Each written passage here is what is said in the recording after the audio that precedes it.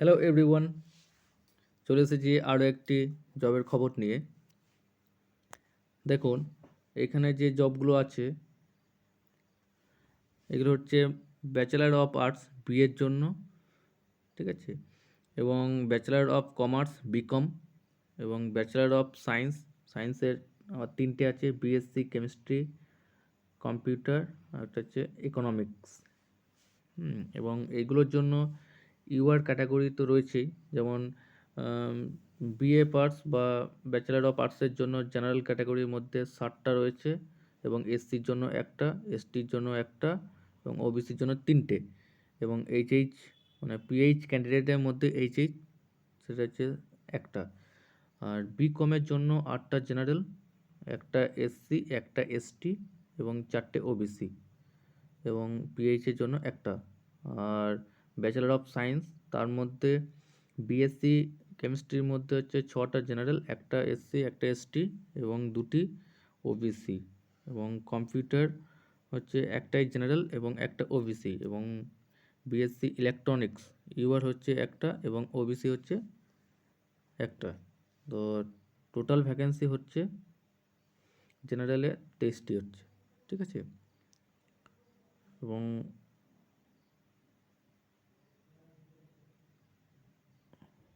এবং আর কি বলছে, এই যে ভ্যাকেন্সিগুলো কোথায় বেরিয়েছে, কিভাবে করতে হবে অ্যাপ্লাই, সেগুলো সব এই ভিডিওর মাধ্যমে জানা যাবে। ভিডিওটা শেষ পর্যন্ত দেখুন। এবং এটার জন্য কোয়ালিফিকেশান তো গ্র্যাজুয়েশন তো লাগছেই, এবং সেটা গভর্নমেন্ট রিকগনাইজ ইউনিভার্সিটি হতে হবে। এবং এটার জন্য তাকে 9,000 টাকা পার মান্থ দেওয়া হবে, ঠিক আছে। এবং এই যে রিক্রুটমেন্টটা, এটা কোথায় বের হয়েছে? অর্ডিন্যান্স ফ্যাক্টরি ব্রানগাউন, ঠিক আছে। এবং সেটার পাবলিশড হয়েছে 2/2/2023, ঠিক আছে। এবং এটা কি হিসেবে না হবে না, মানে নন ইঞ্জিনিয়ারিং গ্র্যাজুয়েট অ্যাপ্রেন্টিস, এটা হিসেবে নেওয়া হবে। এবং এটার জন্য আর কি কি লেখা আছে দেখি, যে এজ এজ বলা আছে মিনিমাম 14 বছর, এবং ম্যাক্সিমাম হচ্ছে নো লিমিট। এবং যেহেতু এটা অ্যাপ্রেন্টিসশিপ ট্রেনিং, সেহেতু এটা 1 বছরের জন্য নেওয়া হবে। এছাড়া আর কি কি রয়েছে দেখে নিচ্ছি। এখানটায় বলছে যে ফ্রেশ পাস আউট স্টুডেন্টরাও অ্যাপ্লাই করতে পারবে, ঠিক আছে। এবং মানে যারা 2 ইয়ার্স অ্যাপিয়ার করে যারা 3 ইয়ার্সে পড়ছে তারা। আর এছাড়া কি বলছে না, যারা মাস্টার ডিগ্রি করে থাকবে তাদের জন্য কিন্তু এটা অ্যাপ্লাই করা হবে না। তারা, এই যে লেখা আছে নট এলিজিবল, ঠিক আছে। এমএ, এমকম, এমএসসি বা এমবিএ তারা নট এলিজিবল। এছাড়া কি বলছে না, যারা জব এক্সপিরিয়েন্স বা আগে কোনো অ্যাপ্রেন্টিসশিপ করেছে তারা এলিজিবল নয়। এছাড়া আর কি কি রয়েছে দেখে নিই। যে এই যে অ্যাপ্রেন্টিসশিপের পর কোনো ক্লেম করা যাবে না যে ওখানটায় আমাদেরকে জব দিতে হবে। যারা 1 বছরের জন্য ট্রেনিং হিসেবে ঢুকবে তারা শুধুমাত্র ট্রেনিং, আর কিচ্ছুটি নয়। আর এছাড়া এছাড়া আর কি কি বলছে না, এই যে একটা এই যে ফর্ম, এটার জন্য একটা নিচের দিকে ফর্ম আছে, সেই ফর্মটা ফিল আপ করে আমি এটা পরে দেখিয়ে দেবো। এবং সেই ফর্মটা ফিল আপ করে এই যে পাঠাতে হবে, বাই পোস্টের মাধ্যমে পাঠাতে হবে, ঠিক আছে। The general manager ordnance factory ব্রানগাউন,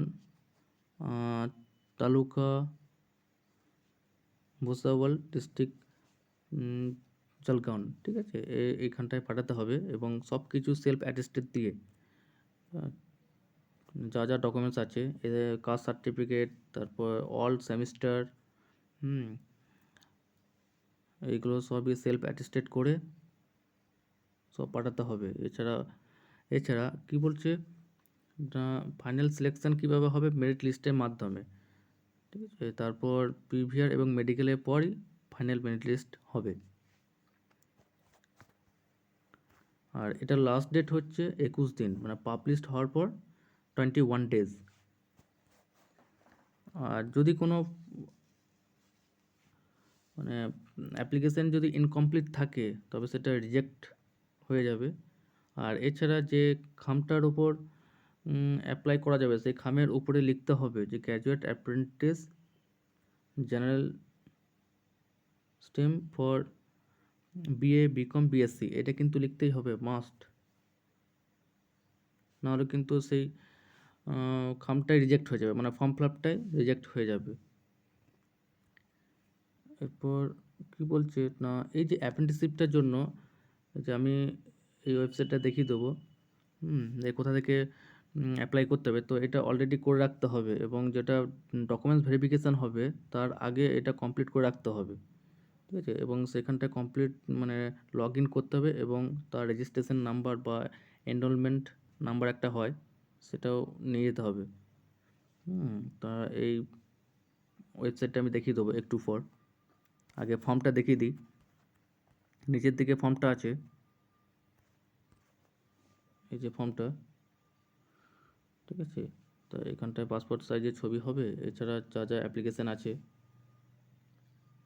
সেগুলো ফিল আপ করতে হবে, যেমন name, fathers name, full address, date of birth, Aadhaar number, mobile number, email.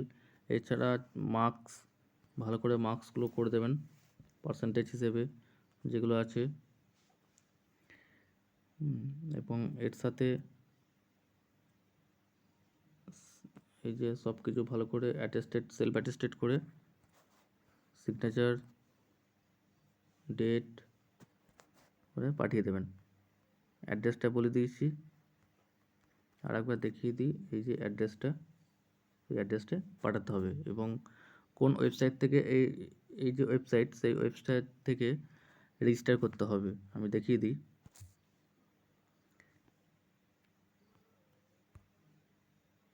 এই যে, ঠিক আছে, এই হচ্ছে সেই ওয়েবসাইট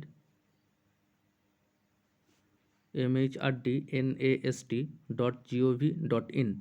এখান থেকে এই যে লগ ইন আছে, সেই লগ ইনটাই লগ ইন করে একটা এনরোলমেন্ট নাম্বার হয়, এবং সেটা হয়তো ডকুমেন্ট ভেরিফিকেশানের সময় লাগবে, ঠিক আছে। এখানটায় ভালো করে ফিল আপ করে নেবেন লগ ইন করে।